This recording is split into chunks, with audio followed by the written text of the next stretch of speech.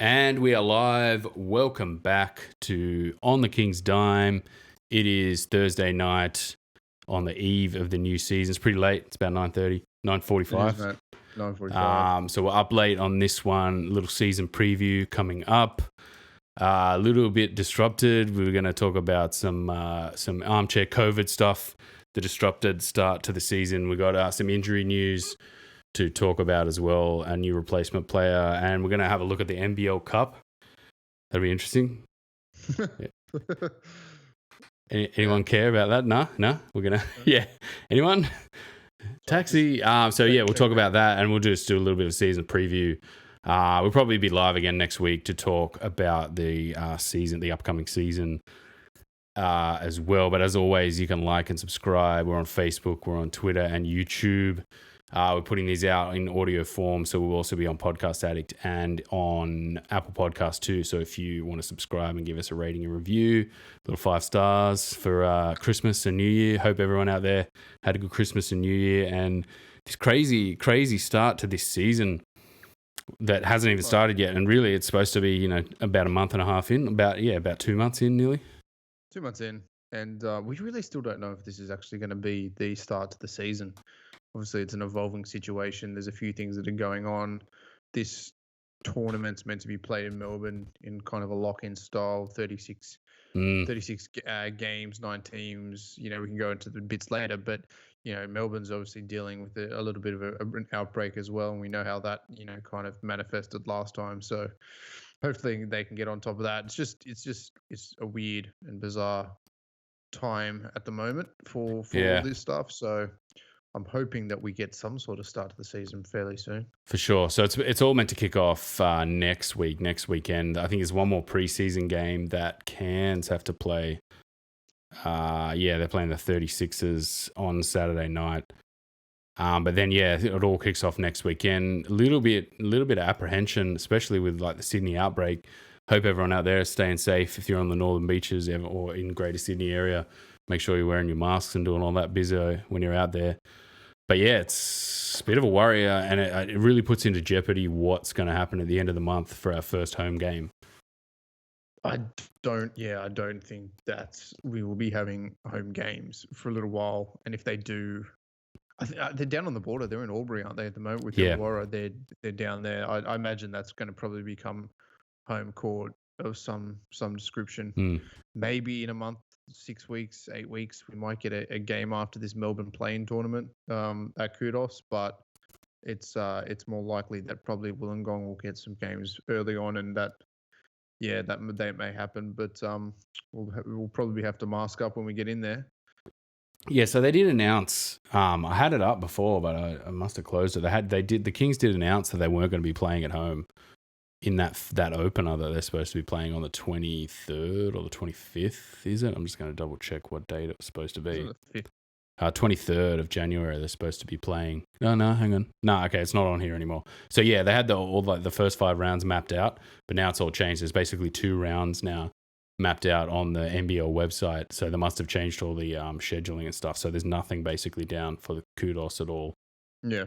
In January, I think I read that there's possibly even March where they might get a home game with the outbreak that's happening. The cricket's on at the moment and everyone just is happy to go to the cricket, but I think they have a little bit more financial sway than the NBL does. It's outdoors as well. That's true. Really, that's kind of a big factor. I think it's outdoors. I think if Kudos, you could take the roof off Kudos, you might be able to squeeze 500 odd fans in, but it's a bit different. I mean, I think that they'll probably get this under control, hopefully sometime soon. And look, Brisbane had a case in a cleaner today that had that really, really strong variant from the UK. That's what she tested positive for, man. That stuff goes through populations like wildfire. So Queensland may be in the shit. I think WA's got one too, so that puts Perth into jeopardy. No, it's all just, mate. I still like to go back to like the back end of last season when we were talking about the NBA bubble. I still think they should have just gone bubble route. It was all looking really good. Like the back end of last year, it was all looking like this Victoria got on top of it, and I think the 2 Melbourne teams had a dose of it go through their franchises at the middle of last season. And, it was looking good. And then we've had Sydney's had this outbreak now. And I think it's put a lot of the stuff in jeopardy. And I guess you can't really retroactively go, we should have had a bubble. You know what I mean? Yeah. You could probably, look, to be honest with you, I think you could probably do it like an NBL 1 style bubble. Everyone meets at Albury. They kind of lock down Albury. People play it. It brings a bit of money into the country town. Obviously, they've got an arena there that can be televised. They play their games there. They play a tournament, play, I don't know, 50 odd, 60 odd games, have a final series, and then call it quits because, obviously there'll be a lot more development through this year with vaccinations and different treatments that come out that, could make this a hell of a lot safer. And we may not be in this position come October, but just to get a product out there, especially with, the amount of hype that they're trying to build into this again. Yeah, it's a bummer, isn't it? Because we had some exponential growth the last couple of seasons. I think the NBL was on an upward trajectory. It was really kind of becoming a much better product to view. They had the LaMelo sort of spike last year, LaMelo and RJ Hampton. It's kind of a bummer, really, in the grand cosmic scheme of things for this pandemic to hit the league at this time, especially in its infancy financially as well. It's definitely thrown a spanner in the works, but I think the NBA is proving such a strong marketing franchise with so many Aussies in it now. I think that'll draw down onto the NBL. I think people are going to be hungry that they get to watch all these games on SBS now because SBS has got the NBA and they want to see something local and they're happy to go, support their local team. So I think that only provides, a way up from that. So there will be always, I think the marketing is strong. I think the market capacity is strong for wanting a local league, and we're able to attract some really good talent. Cairns had some interesting games last year. It had some great young talent. Melbourne played well. Perth always a great team, and we've got some pretty good homegrown talent that's come back from Europe. Jock Landau is a big coup for Melbourne. He's going to be, I don't know, stab in the heart, mate. I can't believe we didn't pick him up. I can't believe we didn't just as soon as Xavier Cooks was like, Jonah, get Jonah on the phone. Get Jonah on the phone. 2 weeks down in Sydney, mate. He's too busy hiking through bloody, some national park in. I'm following him on Instagram. Really, dude. Yeah. When are you gonna sign for a team? Like, you play in Europe? What are you doing? He's just like, no. He's hiking with his old man and his missus in some national park in America. So spiritual journey. Fair enough. Don't know if he's waiting for that call, but it's not. It's not happening. So that's our little armchair COVID piece. We're in the thick of it here. Obviously, stay safe out there, everyone, and make sure you take all the proper precautions because we want everyone to be safe, et cetera, et cetera. But we'll move on now to Cooks, the injury that takes us nicely into Xavier Cooks. Oh, brutal, man, absolutely brutal. Yeah, you're just not going to get a quality replacement. Yeah, at this stage, you're going to struggle. And the way the roster is kind of built, it kind of, like, it already needed a guy as well as the roster being full. You probably already needed a rim protector anyway. But then to try and shop a bargain basement big man, it's like there's nothing out there really. We were talking prior to going live, like Denga Kuth's still out there. He was on our roster 2 years ago. Could have brought him back. Pledger, I think, is out there as well. We're going to struggle to protect the rim, I think, this season. And, we signed Tommy Vaudeville. I hope I've said that right. I called him Tommy Vaudeville. I think we're going to, use that nickname, use that moniker this season. But yeah, from what I had a few look at a couple of highlights, and it's a bit like, okay, good luck. You get what you pay for. Yeah, a little Rainbow Ray, reminiscent of Rainbow Ray Turner, Yeah. It's just like if you got like 12 solid minutes out of him, then you're just like, sweet. Like, but the rest of the time, you kind of struggled. Look, that injury is a massive blow. Like, I think if we were in the swing of a real season, I think this would be getting talked up a lot more as a massive blow to what this team is and what this team is building. He was able to guard 1 through 5. And I think it's actually going to take a huge link out of our chain in that sense. Like, it's not just, oh no, we've lost X player to go here. Like, I think we've lost a guy that can basically play all 5 positions at a competent level and it was really going to knit this team together, especially after losing like JT and even Bogut as well. Yeah, I think that the talent that's left the building and the talent that's entered the building is definitely not in any way, shape, or form equal. I think that's the big issue. We know we've lost 30 points a game in scoring, and plus, without really gaining 30 points a game in scoring. We've lost defense. Jason Tate, massive defensive power forward. Bogut obviously is just rim protecting for days. We haven't brought in equivalent players. We haven't got the coaching caliber that we did last year as well, and I think that's going to be an issue when the backs are our backs up against the ropes. I think that you really don't have a go-to guy. I think Craig Moller needs to step up and be that go-to guy.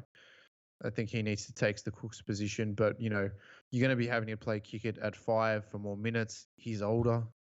It's not really a great idea. He's probably getting to the point now where you want him as a stretch 4 and not really playing that 5 position.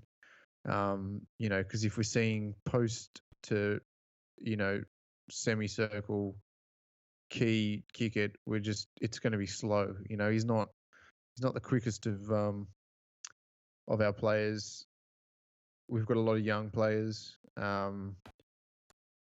And we've got a lot of Casper Ware, who's has not really been a great facilitator for this team, and just kind of jacks up shots. So it's kind of, Cooks was a good ball mover, and we've lost that. It takes away, I'd be more than happy to just go if we got a roster built around what Casper can do, which is score the ball like a maniac. Essentially, is what he did on that Melbourne team when they won the title. If we did that, we'd have to make a lot of roster changes for the actual makeup that we have in this team. I'd be happy with that. I'd go, yeah, sure. Like Casper, just lighting it up. I'm giving him the ball and let him go. Like he really struggled to shoot the ball at the back end of last season. But at the same time, this team is back to kind of just being, we've got to bring one guy out and put another guy in, and the whole thing changes again. And then, we'll bring another guy out and put this guy in, and the whole thing changes again. And kind of back to that gaze territory where it's like every guy had, we had 5 guys, but every one guy kind of broke the system if they came out onto the court. And last year we kind of were in a position where we had those glue guys. Like we had Cooks, we had Tate, we had guys who could kind of defend between 2 and 5. Now we kind of don't. I think it's all on Moller's shoulders, and I don't know if he has the same defensive ability as Cooks did to play. I think if you said to him, you just play the same role as Cooks did last season, you could probably get a pretty decent season out of him defensively, but I don't think we're going to do that. I think he also needs to kind of score the ball as well. He's kind of our other oversized guy. Didi's going to have to make another leap this season. Even in the preseason game, DJ looked a little I've been back over the footage, and he looked a little hesitant. I'd like to see him just go, give me the ball, I'll score it. I don't care who you are, I'll score it, type of thing. I think he's young. One thing, he's young. Young. Again, he doesn't really have a facilitative. He's a guy that you need to set a pin down pick for. He likes shooting off the curl. That's his thing. He's kind of like a Tyler Hero style clone. And so you've got to set a wing pin down. And, if he's not coming around a curl, you just can't pass the ball. He's not a guy that's going to create it off his own dribble. He's a guy that you have to set plays for. And I didn't see an overly intelligent team on the floor from a coaching perspective. I mean, that may change. They've obviously spent a lot of time together looking at the Instagram feed. So hopefully there's some intelligence that have come out. You have to dial plays up for him. He's a player that you dial plays up. Casper's a player that you dial plays up for. If you just let this team kind of freestyle, then we're going back to Gay's days of high weaving and nothing happening and just banging our heads against the wall, because this is just absolute garbage to watch. And I think that's there was some good plays last year. There was obviously a lot of threes and a lot of inside, but we were really spoiled with JT. Dude was NBA level. We knew that. Everyone knew that. And now he's in the NBA on a long contract. So how do you fill one's shoes? That was the rise of Xavier Cooks and Didi getting a bit older. and I think Cooks is, probably the biggest loss that we could have had. I don't know anyone. You know what I mean? Yeah, we kind of breezed through that Moller loss last year. Like I think he missed something like 11 or 12 games in the middle of the season, sort of, towards the back end of last season. He missed a huge chunk of games.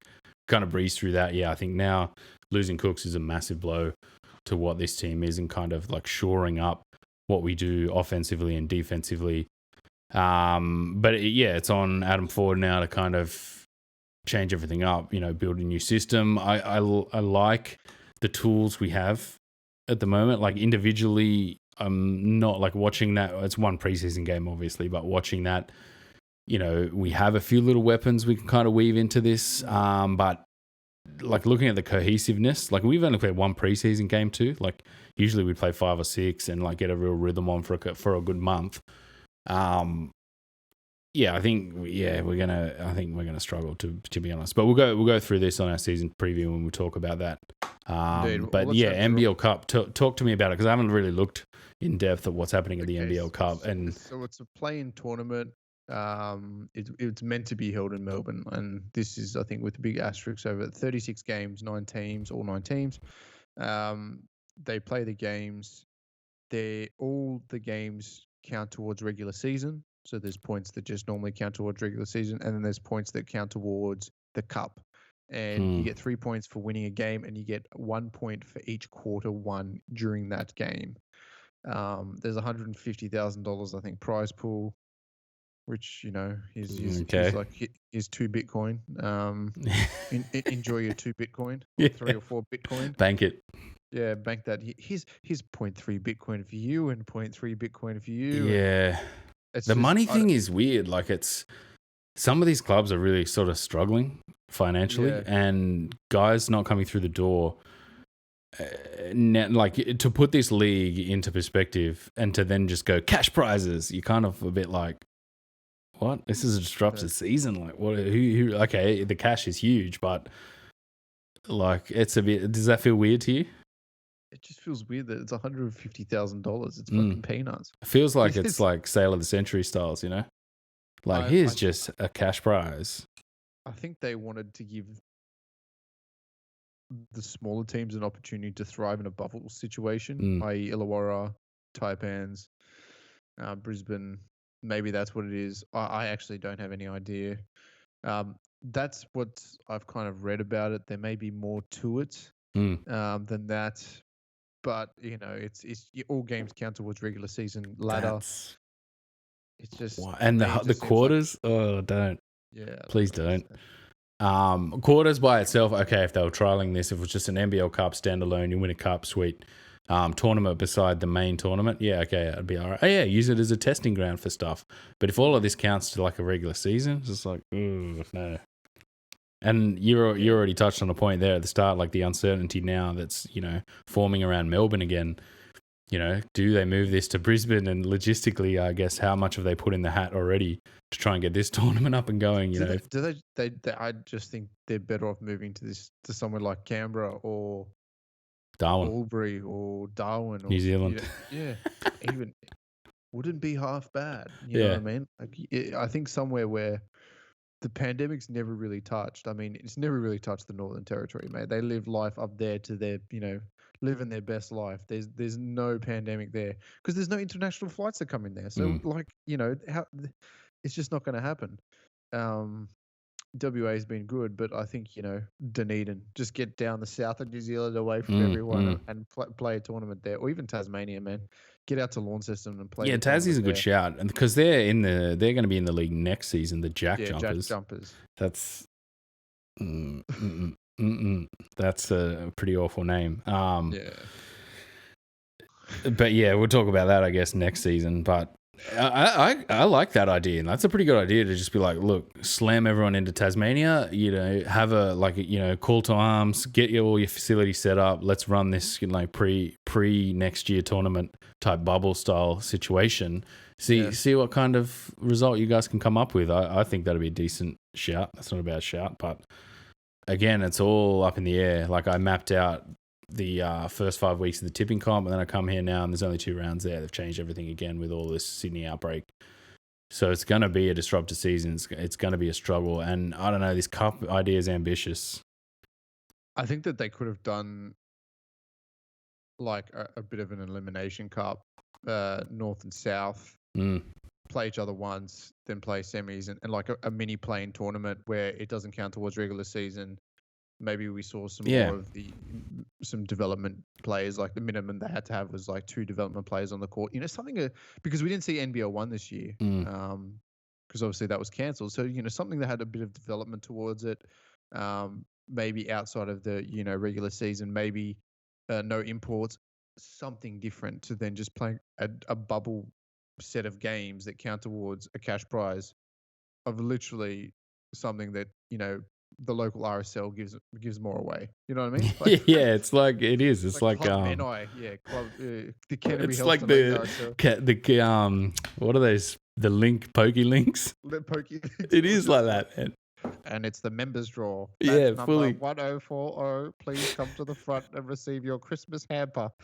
That's what it feels like. I don't know. The money thing's a weird thing to kind of think about, especially with this pandemic and what's happening. Like, there's a lot of social implications on just actually being able to run a league, and then to kind of like throw in a cash prize. To me, it's like these teams aren't going to be all just being like, we need that 150. Come on, Dad, like roll it. Daddy needs that 150 type of thing. Like it's a kind of strange scenario for a league to come up with, but it is what it is. We'll have to wait and see. I like the idea of running a side-by-side cup, like Euro League style. Like if you watch any European hoops, like they run like the Champions League. Basically, it's kind of like the football where they run, Euro basket. And I think there's another like lesser cup that they do that's like the Europa League type of thing for football. And I like that idea of like the Sydney FC, the A League running the FFA Cup.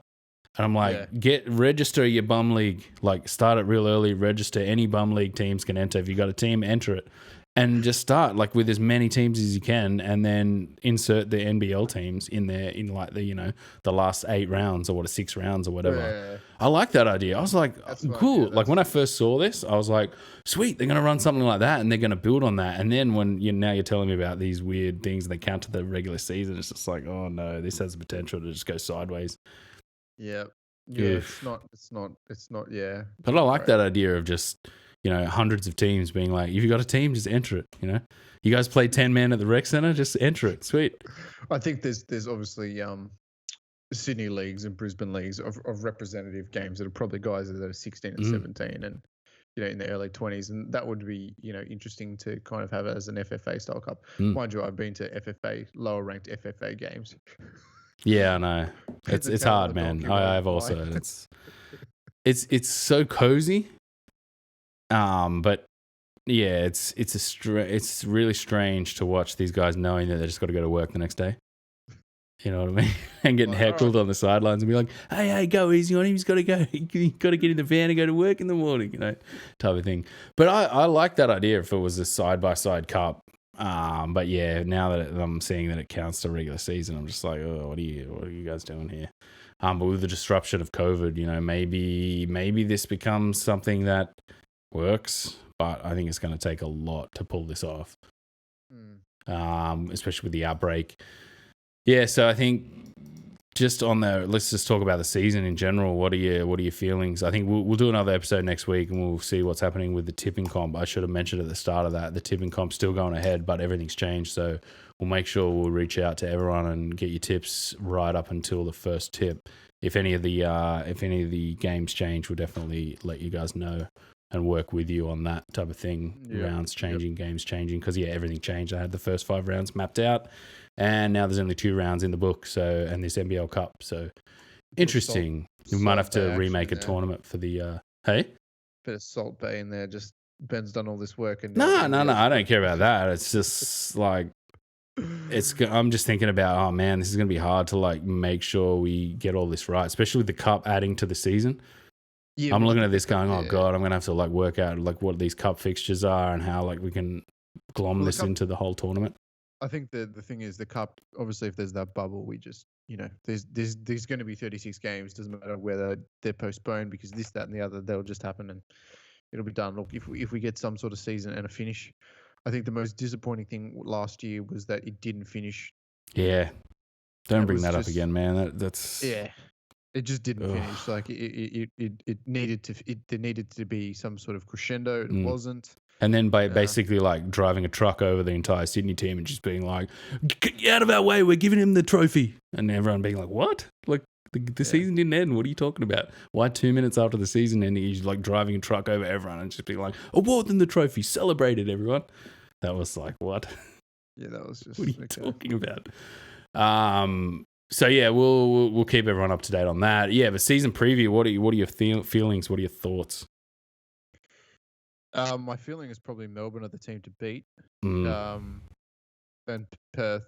You just can't rule out Bryce Cotton in this league. They lost K though, and K was a pretty big part, but I mean everyone's lost players.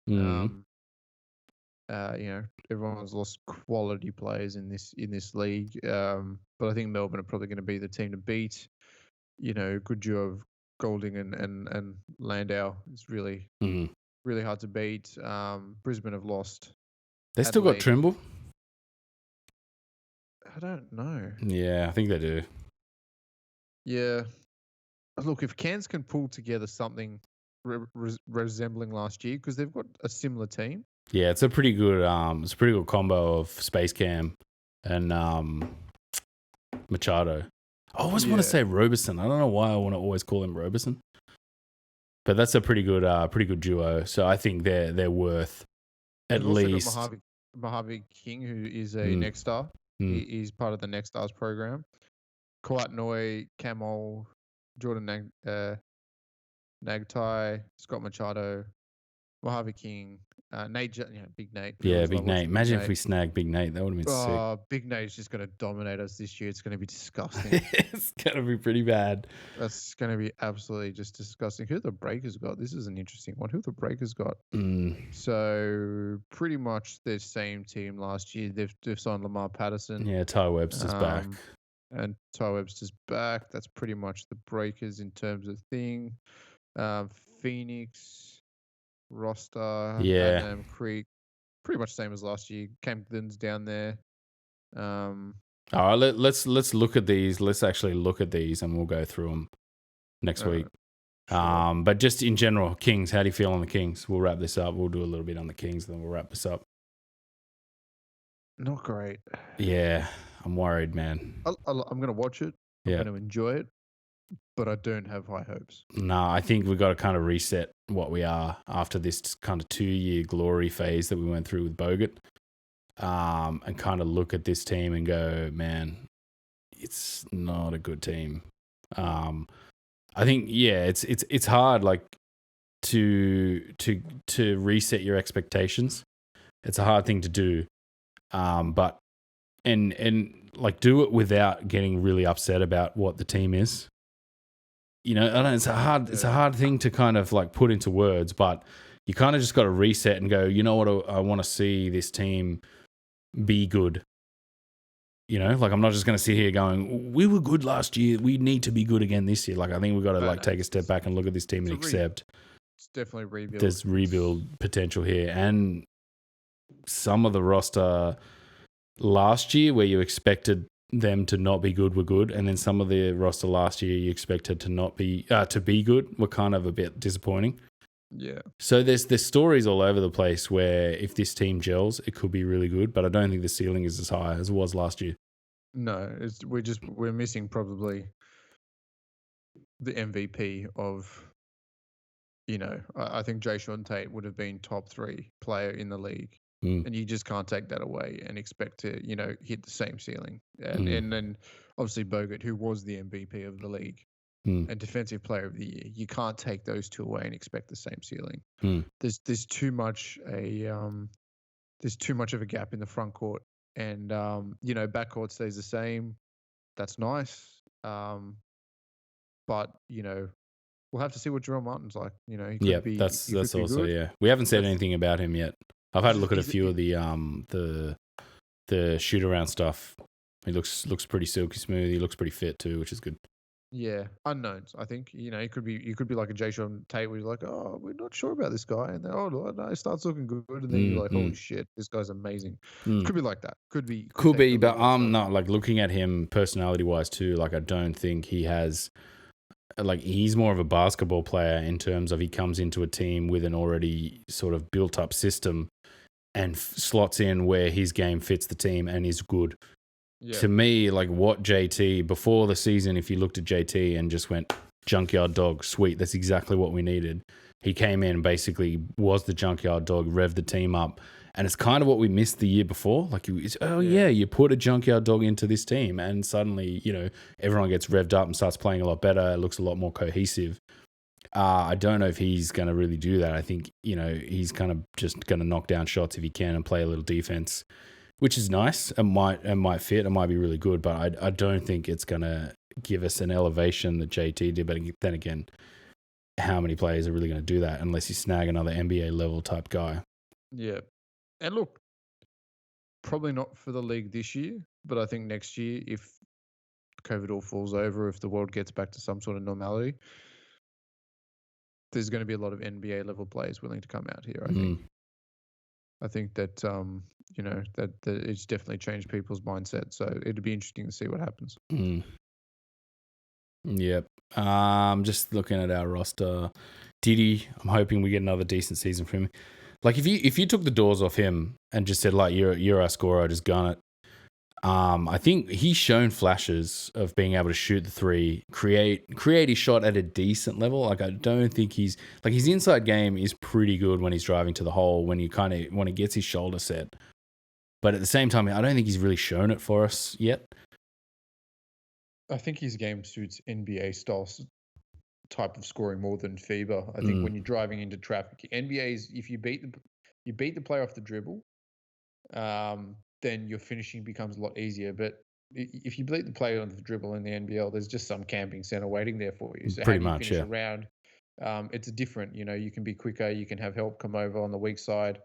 You can't do that in the NBL. You've really got to get your shot set early, or you've got to have fantastic ball movement to get an open look inside. So it's a different game.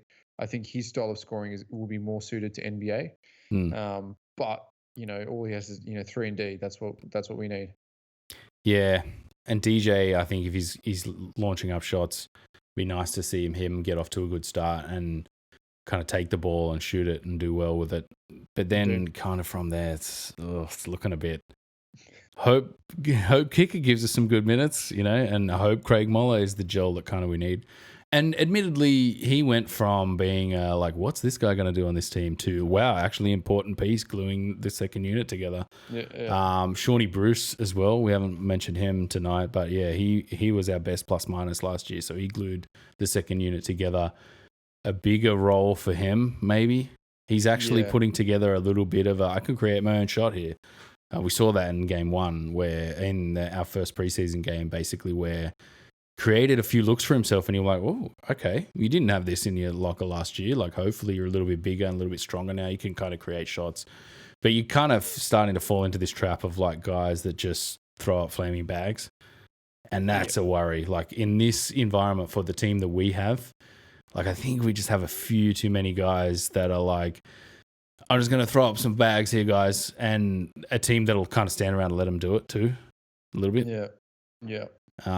So I'm worried about us descending into that. And the big situation, I would have liked that rim protector again. We said it in our last episode, but I would have liked that rim protector, but just gonna have to see how we go, I guess. Jordan Hunter, up your game, sir. Yeah. Up your game. I'm looking for a big season out of him, big season of growth.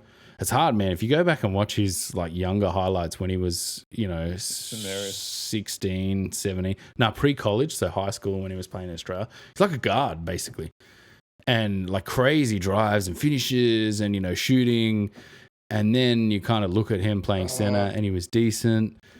And then is he the Anthony Davis factor where he was like 6'1" and played the guard position, and all of a sudden, I was 7 foot and my body just doesn't respond the way I need it to? I don't think it was like 6'1" to 6'11", but I think he was more like a scoring type of guard, almost like a small forward type player that now is, 6'11" and could play a bit of center. Probably too big to handle the ball, but like not big enough and not aware defensively enough to play as a proper center. Yeah. Which there's been a couple of players that have fallen into kind of that trap a little bit. But yeah, we're going to have to see. I think he's going to have to play a lot of minutes this season. Like after Cooks went down, his minutes are going to go from, 18 kind of with 10 of them being important to basically all 18 more minutes are now going to have to be important. Yep. Which, that also scares me just quietly. But yeah, all right. Well, that's it. We'll actually go back through the rest of the league this week, and we'll do a little bit in-depth analysis and actually have a look at what's upcoming in the next couple of rounds, and we'll do another look at that and do an episode probably at the end of next week. You already reckon? Yeah, Friday next good. week, just on the eve good. of the new season. But yeah, as always, like, share, and subscribe. We are on Facebook and Twitter, so give us a like on Facebook. Twitter, I'm gonna have to get back on Twitter and do more tweeting. I'm not great on Twitter, but I'm gonna have to get better at that this year, this season. And yeah, make sure you check out the YouTube as well. I'll put these up on YouTube and Apple Podcasts and Podcast Addict. We'll also put these up in audio form if you want to listen to those there then. But yeah, and we will see you guys next time On the King's Dime. Alrighty, take it easy, everyone. Peace out.